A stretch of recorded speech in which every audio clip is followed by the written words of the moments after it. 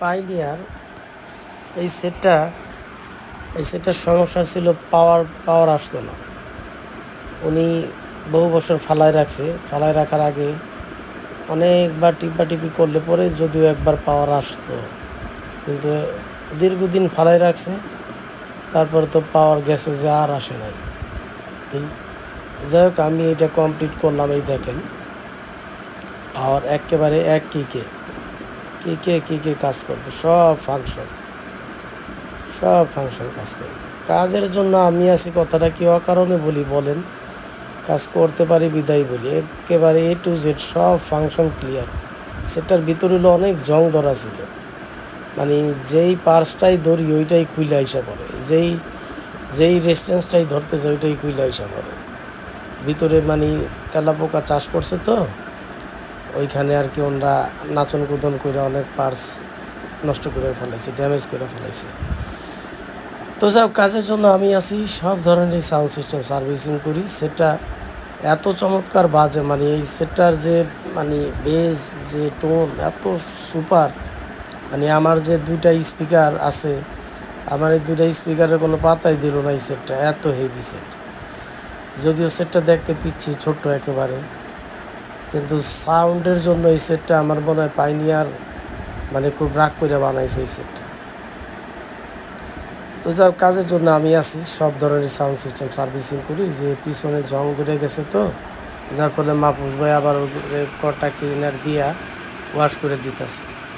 যে পিছনের জ্যাকগুলা অনেক দিন পড়েছিল সেটটা যে হয়েছে, মানে মানে কী বলবো আর, ভাষা নাই। সেটটা যে হয়েছে এই বেশি।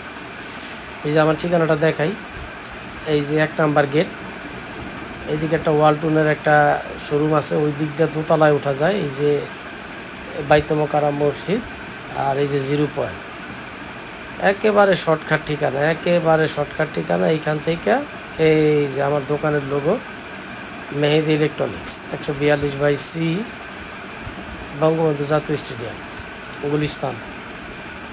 এটা গুলিস্তানে পড়ছে।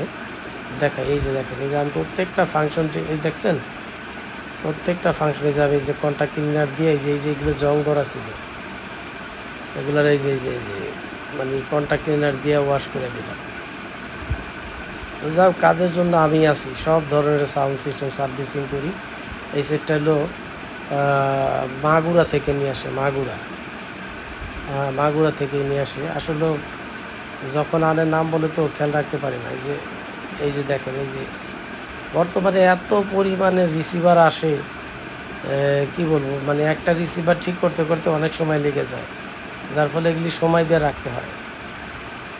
আগে তো 3Dixের সেটগুলো আইতো ধরো মারো ছাড়ো, মানে ওটা বেশি সময় লাগতো না। আর এই সেটগুলা যে কাজ করতে হইলে নিচের পার্টটা পুরা উপরে খুলতে হয়, তারপরে আবার এগুলা ভোল্টেজ মাপাও যায় না, এত ঝামেলা করছে, যার ফলে সময় লেগে যায়, অনেক সময় লেগে যায়। একটা সেট করতে করতে অনেক সময় লেগে যায়, এই জন্য সময় লাগে।